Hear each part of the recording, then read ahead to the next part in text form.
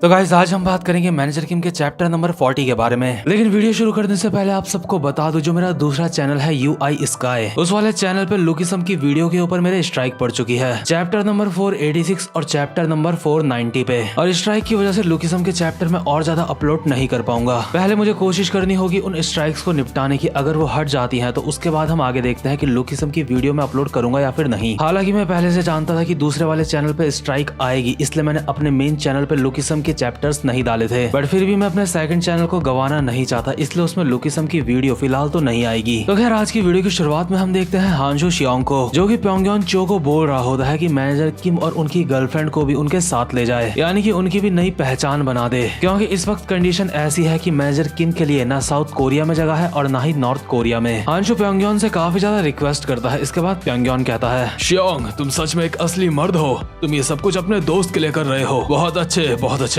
मुझे पसंद आया। ठीक है, मैं तुम्हारी मदद करूंगा। हाँ, मुझे तुम्हारी मदद करनी चाहिए, लेकिन अभी मुझे तुमसे कुछ भी नहीं चाहिए। मैं अगली बार तुमसे कुछ मांगूंगा। इसके बाद सीन शिफ्ट होता है और हम देखते हैं समुद्र में एक बोट का सीन। इस बोट के ऊपर अभी हांजू शियोंग और जिनचॉल आपस में बात कर रहे होते हैं। क्योंकि हांजू बोट में बाहर खड़ा होता है, इसलिए जिनचॉल उसको कहता है, हे, तुम्हें अंदर कैबिन में आ जाना चाहिए, नहीं तो तुम्हें ठंड लग जाएगी। तुम चिंता मत करो, चीजें काफी ज्यादा अच्छी चल रही हैं। उस बंदे ने हमारी मदद करी, लेकिन मुझे समझ नहीं आ रहा है उसने ऐसा क्यों करा। लेकिन जो भी हो, चिंता करने वाली कोई बात ही नहीं है, इसलिए अंदर आओ और आराम कर लो। अभी मैनेजर किम भी यही बोट में बैठे हुए होते हैं और हांजू शियोंग कहता है, सीरियसली तुमने मुझे एक थैंक यू तक नहीं बोला। लेकिन सच में मैं काफी ज्यादा हैरान हो गया था। वहाँ पे जो कुछ भी हमारे सामने हुआ उसके बारे में मैंने बिल्कुल भी नहीं सोचा था। तुमने देखा वो बंदा कितना ज्यादा काबिल है, वो काफी कुछ कर सकता है। और प्योंगयॉन कितना ज्यादा काबिल है ये जानने के लिए हम देखते हैं एक पास्ट का सीन, जहाँ पे प्योंगयॉन एक बंदे को कॉल मिलाता है और कहता है, हे, ये मैं बोल रहा हूँ, प्योंगयॉन। दूसरा बंदा कॉल पे प्योंगयॉन को कहता है, ओह सरचो, तो ये आप हो, आपने मुझे कॉल क्यों किया है? प्योंगयॉन कहता है, नहीं, ज्यादा कुछ नहीं, मुझे बस तुम्हारी एक मदद चाहिए। इसके बाद प्योंगयॉन कॉल वाले बंदे को मैनेजर किम के बारे में बताता है। और मैनेजर किम इस वक्त एक ऐसे इंसान है जिन्हें नॉर्थ कोरिया और साउथ कोरिया दोनों की ही सरकार ढूंढ रही है। और कॉल वाला बंदा साउथ कोरिया की एक जानी मानी हस्ती होता है, यानी कि एक नेता टाइप, जो पूरे साउथ कोरिया में सबसे ज्यादा पावरफुल होता है दूसरे नंबर पे, यानी कि सुप्रीम लीडर के बाद सबसे ज्यादा पावरफुल। और उसके बावजूद भी ये बंदा प्योंगयॉन को सर कह के बुला रहा होता है, जिससे हम समझ सकते हैं कि प्योंगयॉन खुद कितना ज्यादा पावरफुल है। कॉल वाला बंदा हैरान होकर प्योंगयॉन को कहता है, सर, आखिर आपका मतलब क्या है? मैं ये नहीं कर सकता।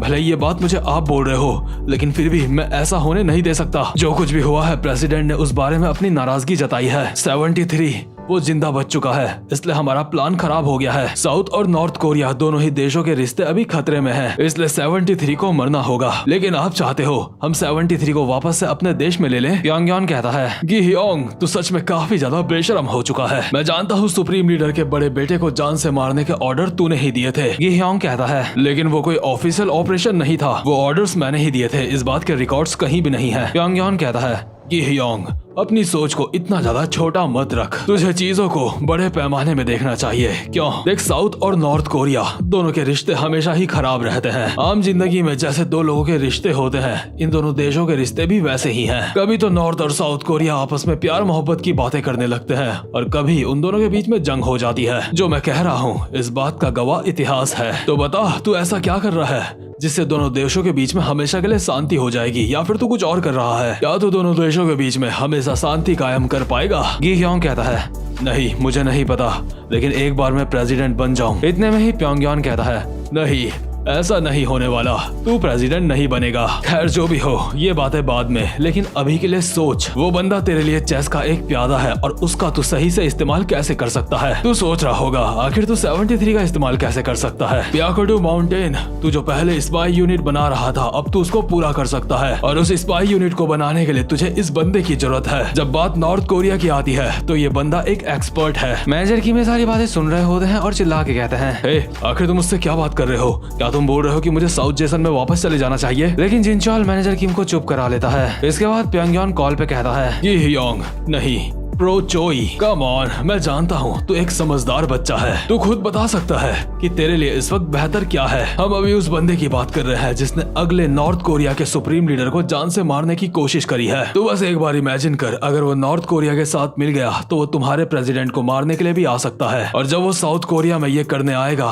तो क्या तुझे लगता है तू उसको रोक पाएगा? इसलिए जब अभी मैं तुझे उसे दे रहा हूँ तो तुझे उसे ले लेना चाहिए, नहीं तो बाद में तू पछताने वाला है। तो अच्छी तरह से जानता है चाहे कुछ भी हो, मैं इसके सारे रिकॉर्ड्स अच्छी तरह से साफ कर सकता हूँ। मैं चाहूँ तो इस बंदे को नॉर्थ कोरिया वालों को भी दे सकता हूँ, लेकिन मैं तुझे दे रहा हूँ इसे। मैं तुझे इतना अच्छा मौका बस इसलिए दे रहा हूँ क्योंकि हम दोनों एक दूसरे को पहले से जानते हैं। तो अच्छी तरह से जानता है जब तक मेरा हाथ 73 के सर पे है तब तक वो मरने नहीं वाला है। तो अब बता इस बारे में तू क्या बोलता है? ये ह्योंग कहता है, ठीक है सर, क्योंकि आप हमें उसे रखने के लिए बोल रहे हो तो हमें आपके ऊपर भरोसा करना होगा, लेकिन उस बंदे को अपने साथ लेने की हमारी एक कंडीशन है। इतने में ही प्योंगयॉन कहता है, क्या कंडीशन? आखिर तुम क्या बोल रहे हो? यहाँ पे कंडीशंस मैं रखूंगा। $2 मिलियन ये है उस बंदे को तुम्हें सौंपने की कीमत। एक मिनट, कहीं तो ऐसा तो नहीं सोच रहा कि वो बंदा तेरे बिल्कुल काम का नहीं है, इसलिए उस बंदे की कीमत इतनी नहीं होनी चाहिए। और ऊपर से मैं उसे तुझे देने के लिए बोल रहा हूँ, तो क्या तुझे ऐसा लगा कि मैं उसे तुझे फ्री में दूंगा? गी होंग, आखिर तेरी दिक्कत क्या है? तुझे अच्छी तरह से पता है हम दोनों प्रोफेशनल्स हैं। और गी होंग को अच्छी तरह से पता होता है कि मैनेजर किम उसके लिए काफी ज्यादा जरूरी है, क्योंकि अगर उसने मैनेजर किम को अपने पास नहीं रखा तो आगे चल के वो साउथ कोरिया के ही प्रेसिडेंट को जान से मारने के लिए आ सकता है। और जहाँ पहले गी होंग मैनेजर किम को लेने से मना कर रहा होता है, अभी वो प्योंगयॉन के साथ मोल भाव कर रहा होता है कि नहीं मेरे को इतने में लगा दो, थोड़ा सा सस्ता कर दो, ऐसी बातें कर रहा होता है। और उसी पर जिनचोर और मैनेजर किम लोगों को ये अंदाजा होता है कि ये प्योंगयॉन बुढ़ा चाहे कुछ भी हो जाए कभी भी अपना नुकसान नहीं करवा सकता, चाहे आंधी आ जाए चाहे तूफान आ जाए, ये बुढ़ा हर डील में अपना प्रॉफिट करवाता है और इसीलिए इस बुढ़े का नाम पूरी दुनिया में बोलता है। इसके बाद प्योंगयॉन पैसे वैसे की बात खत्म करके मैनेजर किम लोगों को कहता है,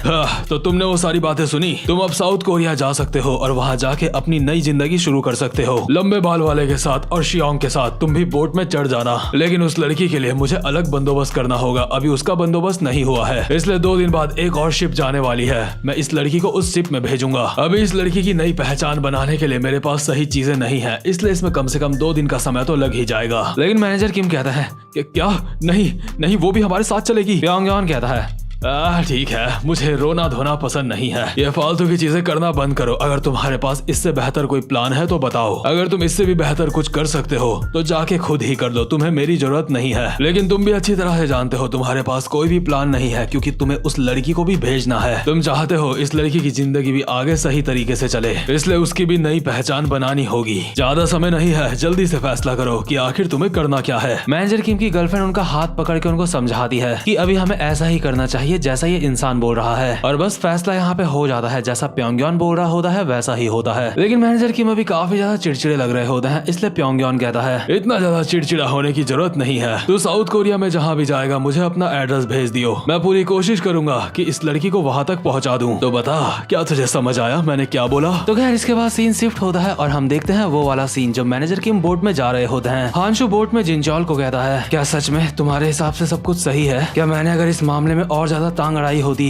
तो क्या चीजें और ज्यादा खराब हो जाती? चीजें अंत में सब कुछ सही हो ही जाती हैं, लेकिन अब भी कुछ ऐसा है जो बात मुझे खाए जा रही है। हांशु को बस इसी बात का दुख होता है कि वो मैनेजर किम की गर्लफ्रेंड को बोट में नहीं ला पाया। मैनेजर किम अभी अपनी गर्लफ्रेंड की फोटो देख रहे होते हैं और जिनचोल हांशु को कहता है, भाई तू चिंता मत कर, सब कुछ ठीक होगा, अगर ठीक नहीं हुआ तो हम सब कुछ ठीक करने के लिए लड़ेंगे। इसके बाद हम मैनेजर किम का एक पुराना सीन देखते हैं जहाँ पे मैनेजर किम की गर्लफ्रेंड उनको एक घड़ी दे रही होती है जिसमें उनकी फोटो होती है। ये लड़की मैनेजर किम को ये चीज देते हुए कहती है, ये मेरी फोटो है, मेरे पास बस अभी यही है, मैं तुमसे वादा करती हूँ मैं इसे तुमसे वापस लूंगी, इसलिए जब तक हम दोबारा से नहीं मिलते इसको खोना मत, ठीक है? और मैनेजर किम इस चीज को अपने दिल से लगा लेते हैं। इसके बाद फ्यूचर वाले मैनेजर किम की वॉइस ओवर आती है, उस वक्त मुझे बिल्कुल भी अंदाजा नहीं था कि मैं उसे आखिरी बार देख रहा हूँ। उस दिन के बाद से पूरे 10 साल बीत गए थे, लेकिन मैंने उसे कभी नहीं देखा। इसके बाद हम देखते हैं साउथ कोरिया का सीन 10 साल बाद का, जहाँ पे मैनेजर किम अभी आ रहे होते हैं कहीं से और उनके सामने बहुत सारे आर्मी के बंदे होते हैं जो कि ब्याकुडू माउंटेन स्पाई यूनिट के होते हैं इनमें से एक बंदा चिल्ला के कहता है, अटेंशन, सार्जेंट किम वापस आ चुके हैं। और यहाँ पे जितने भी बंदे होते हैं वो एक एक बंदा मैनेजर किम को सल्यूट करता है। सारे के सारे मैनेजर किम को वेलकम सर बोल रहे होते हैं। लेकिन मैनेजर किम कहते हैं, मेजर जनरल कहाँ है। साथ ही साथ मैं आपको बता देता हूँ मैनेजर किम इस वक्त तक ब्याकोडू माउंटेन के फाउंडिंग मेंबर बन चुके होते हैं, यानी कि ब्याकोडू माउंटेन के पहले स्पाई। इसके बाद हम देखते हैं योजुन जैंग को, जो कि ब्याकोडू माउंटेन का मेजर जनरल होता है। वो मैनेजर किम को बोल रहा होता है,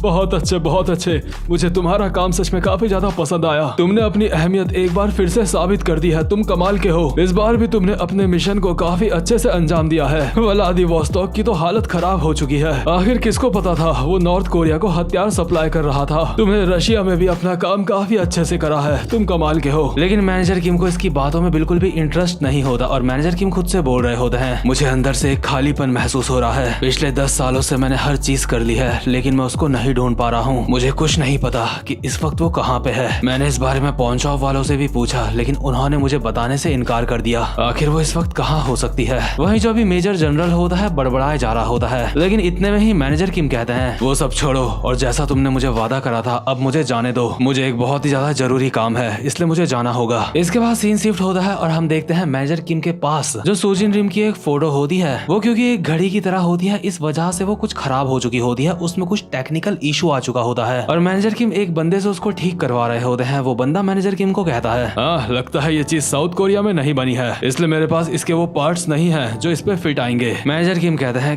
क्या इसका मतलब है कि। दूसरा बंदा कहता है, हाँ, अब तुम इसको इस्तेमाल नहीं कर पाओगे। तुम्हारे पास अब बस यही रास्ता है, तुम ये फोटो हटा के कहीं और पे लगा लो या फिर इसके सही पार्ट्स ढूंढ के इसको सही करवा लो। मैनेजर किम कहते हैं, प्लीज आपके पास कोई तो रास्ता होगा इसको सही करने का। दूसरा बंदा कहता है, हाँ देखो, ये आसान तो बिल्कुल भी नहीं होने वाला। अभी दुकानदार की बीवी ये सब कुछ देख रही होती है और यहाँ पे आके कहती है, ओ माय, आखिर ये लड़की कौन है। ये घड़ी सच में काफी ज्यादा अच्छी लग रही है, इसका डिजाइन भी काफी ज्यादा यूनिक है। दुकानदार कहता है, हे हनी, तुम भी यहाँ पे हो। उसकी वाइफ कहती है, हे हनी, मैं तुम्हारे लिए पानी लेके आई हूँ। खैर वो सब तो ठीक है, लेकिन ये लड़की बिल्कुल सूजिन की तरह लग रही है। इस औरत का पति कहता है, आखिर वो कौन है। औरत कहती है, अरे तुम्हें याद नहीं, मैंने तुम्हें बताया था, वो जवान लड़की जो बिल्कुल वैसे ही समाज सेवा करती है जैसे मैं करती हूँ। वो लड़की सच में काफी ज्यादा मेहनती है और काफी ज्यादा साफ दिल की है। काश वो लड़की मेरी बेटी होती। असल में जिस लड़की की बात ये बुढ़िया कर रही होती है वो मैनेजर किम की गर्लफ्रेंड ही होती है और मैनेजर किम को सूजिन का एड्रेस मिल जाता है जहाँ पे अभी सूजिन सबको खाना बांट रही होती है, यानी कि गरीब लोगों को खाना बांट रही होती है। सूजिन बहुत ज्यादा मेहनत करते हुए बारी बारी से सभी लोगों को खाना दे रही होती है। इसके बाद एक और बंदा खाना लेने के लिए प्लेट आगे करता है और कहता है, क्या ये जगह हर दिन खुली रहती है। सूजिन बिना उस आदमी का चेहरा देख के कहती है,